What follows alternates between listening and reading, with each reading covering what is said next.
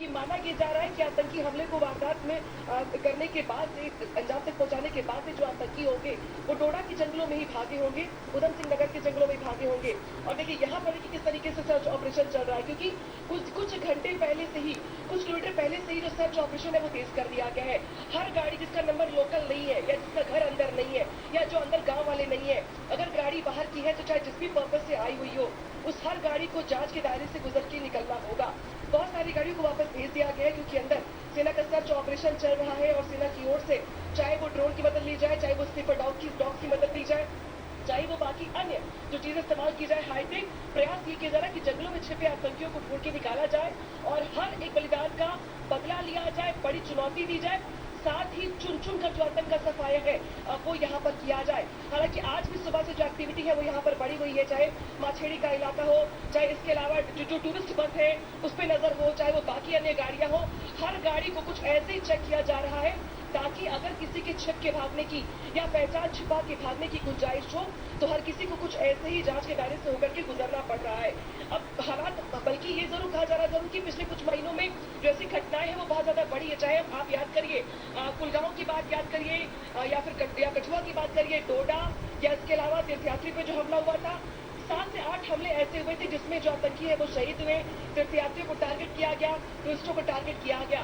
और इस बार जो घटना को अंजाम दिया गया आतंकियों की ओर से, वो सीधे सेना के काफिले पर हमला करके उन्होंने कम से कम सेना को जिस तरीके से अनामिका वहां से इस वक्त अनामिका सिंह की रिपोर्ट देख रहे हैं जो कठुआ से आपको पता बता रही है। लेकिन कठुआ में ये हमला हुआ कैसे, आप ये समझिए कि कैसे पहले से ही ये आतंकी पहाड़ियों में छिपे हुए थे और कायराना तरीके से अटैक किया गया। जरा मैं आपको ये बता रही हूँ, कठुआ में बंदरूड नाले के पास अटैक होता है। अटैक कैसे होता है? पहाड़ी पर छिप कर कायराना हमला है, छिप कर ये बैठे थे।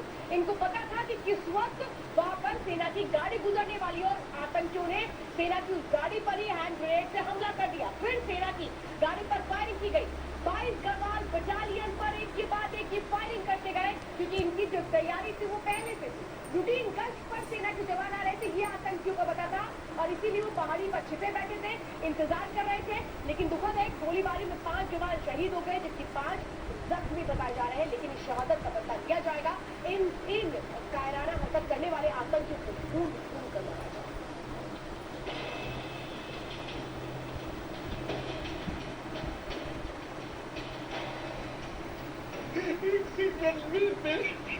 मेरा परिवार खत्म।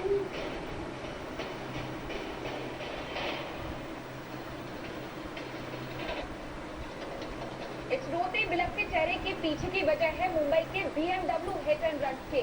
आपने इसके बारे में सुना ही होगा और आपको ये भी बता दें कि इस केस में जो खुलासे हो रहे हैं वो रोंगटे खड़े कर देने वाले हैं। खुलासे के बाद सवाल खड़े हो रहे हैं कि क्या कोई इतना निर्दयी हो सकता है?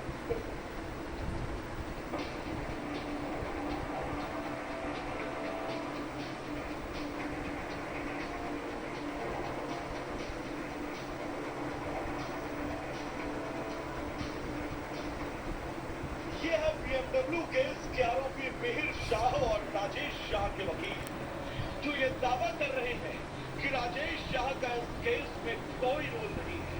बेटा हादसे के बाद से फरार है, तो कोई बताएगा कि जिस महिला की मौत हुई है, जिसे पहले टक्कर मारी गई और फिर दूर तक खसीटा गया, उसका क्या रोल था? उस महिला का क्या कसूर जो शराबी बेटे की बर्बरता के आगे जिंदगी की जंग हार गई? उस महिला के पति का क्या जुर्म था जिसके आंसू अब तक नहीं रुक रहे? हादसे के बाद से ही BMW hit and run case में नए खुलासे हो रहे हैं। लेकिन अब जो खुलासा पुलिस ने किया वो ये बताने के लिए काफी है कि आरोपी मिहिर शाह के दिमाग पर किस कदर अमीरी का भूत सवार था। सोमवार को पुलिस ने जो कोर्ट में बताया वो सुनकर यकीन मानिए आप हैरान रह जाएंगे। सीसीटीवी फुटेज देखने और तथ्यों की जांच करने के बाद सामने आया कि आरोपी मिहिर शाह ने न केवल महिला को टक्कर मारी बल्कि उसे करीब 1.5 किलोमीटर तक घसीटा। इतना ही नहीं, पुलिस ने यह भी खुलासा किया है कि आरोपी मिहिर शाह ने महिला को एक बार नहीं 2 बार अपनी कार से रौंदा। इसके बाद आरोपी ने आगे जाकर अपनी गाड़ी रोकी और ड्राइवर के साथ सीट बदल दी। अब जरा सोचिए किस कदर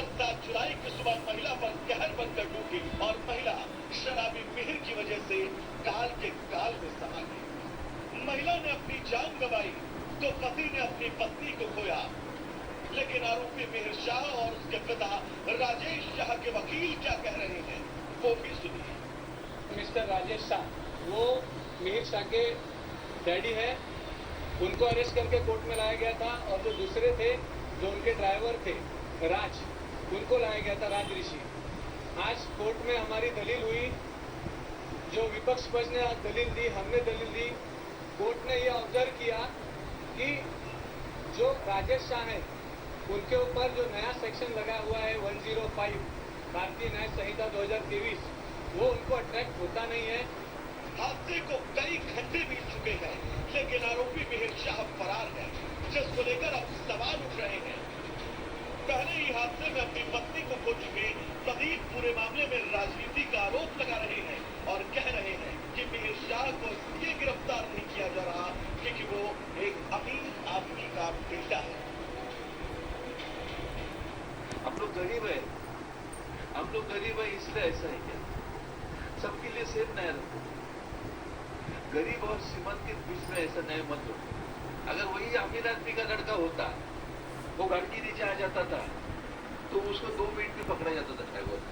प्रदीप का ये भी मानना है कि अगर मिहिर शाह ने गाड़ी रोक दी होती तो उसकी पत्नी बच सकती थी।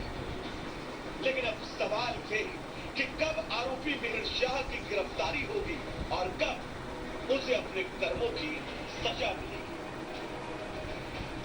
Bureau report, Republic Bharat.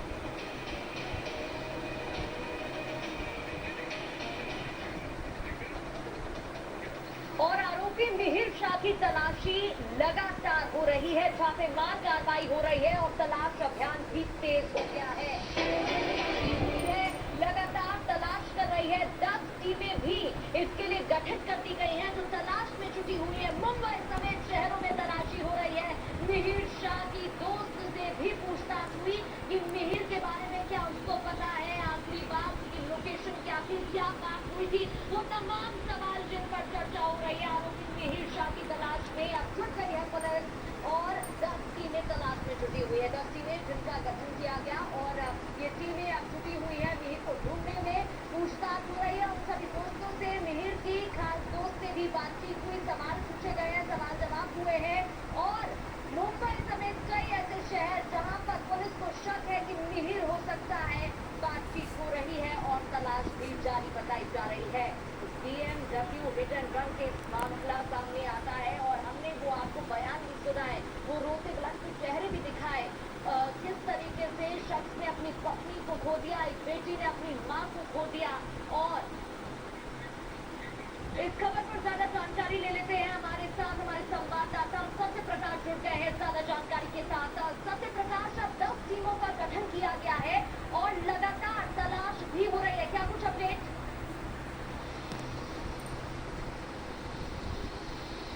देखिए 2 दिन बीत चुका है लेकिन अभी तक मिहिर शाह का कुछ पता नहीं चल पाया है। 10 टीमें अलग अलग लोकेशन पे गई है मुंबई पुलिस की, लेकिन मिहिर शाह का कुछ पता नहीं चल पाया है। जो परिवार वाले हैं, पिता को छोड़ के सभी लोग घर पे मौजूद नहीं है। वहाँ पे मुंबई पुलिस टीम आ गई थी और वहाँ पर परिवार का कोई भी सदस्य नहीं है। साथ ही जो भी रिश्तेदार हैं उनके यहाँ पे भी मुंबई पुलिस की टीम गई थी, लेकिन कोई भी लोकेशन पर मुंबई पुलिस को मिहिर शाह नहीं मिला है। मुंबई पुलिस का कहना है कि हम लगातार संपर्क जो परिवार वाले हैं, जो लोग हैं उनके साथ कर रहे हैं, लेकिन मिहिर का कुछ पता नहीं चल पा रहा है। दूसरा सबसे बड़ा अपडेट है कि जिस बार में शनिवार को देर रात में मिहिर शाह ने पार्टी किया था, उस बार का शराब परोसने का लाइसेंस एक्साइज डिपार्टमेंट ने कैंसिल कर दिया है और कार्रवाई शुरू कर दी है। तो कहीं कि इस मामले में मुंबई पुलिस जहां 2 दिनों से लगातार मिहिर शाह पर घूम रही है, 10 टीमें बनी है, 18 लोगों से पूछताछ किया जा गया है और फिलहाल परिवार वाले अभी फरार है, मुंबई पुलिस का कहना है। तो कहीं तलाश शुरू। सत्य प्रकाश, पुलिस तलाश रही है लेकिन 2 दिन हो चुके हैं, अभी तक आरोपी तक क्यों नहीं पहुंच पाई है, ये बड़ा सवाल है। आगे भी आपसे अपडेट लेंगे, जानकारी देने के लिए धन्यवाद। अब चलिए बात करते हैं उस खबर की जो आपको सीधे सीधे सावधान करती है। ये लोग, इनको देख रहे हैं जिनकी चेहरों पर नकाब बंधे हुए, ये है वो किडनी रैकेट के आरोपी जो लोगों को बरगला करके उनकी किडनियां निकाल लेते। ये लोग कैसे एक तरह से कहें ट्रांसप्लांट के नाम पर के घोर धंधा चला रहे थे। इस मामले में एक महिला डॉक्टर की भी गिरफ्तारी हुई है। तो तार विदेश से भी जुड़े, बांग्लादेश से तार जुड़े, कैसे पूरा मामला खुल करके सामने आया,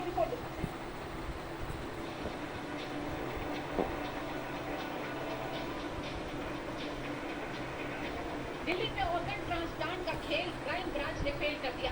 बांग्लादेश से इसके तार जुड़े हैं। मामले में महिला डॉक्टर और मास्टरमाइंड समेत 7 गिरफ्तार किए गए हैं। पुलिस गिरफ्त में खड़े ये आरोपी ऑर्गन ट्रांसप्लांट रैकेट से जुड़े थे। ये किसी एक व्यक्ति के शरीर से किसी अंग को निकालकर किसी दूसरे व्यक्ति के शरीर में लगाए जाने का काम करवाते थे। दिल्ली पुलिस की क्राइम ब्रांच को जब इसकी जानकारी मिली तो प्राइवेट अस्पताल में छापा मारा गया और सीनियर महिला डॉक्टर को गिरफ्तार किया, जिसके खुलासे के बाद पुलिस ने कुछ और लोगों को अपनी गिरफ्त में लिया है। इंटरनेशनल ऑर्गन ट्रांसप्लांट के इस खेल में कई लोग शामिल थे। इस रैकेट से जुड़े 7 लोगों को अभी तक गिरफ्तार किया गया है, जिसमें रसल नाम का एक शख्स भी शामिल है, जो इस पूरे खेल का मास्टरमाइंड बताया जा रहा है। वहीं एक महिला डॉक्टर समेत मेडिकल स्टाफ भी पुलिस की गिरफ्त में है। इस रैकेट में शामिल लोगों के तार बांग्लादेश के साथ जुड़े हुए हैं।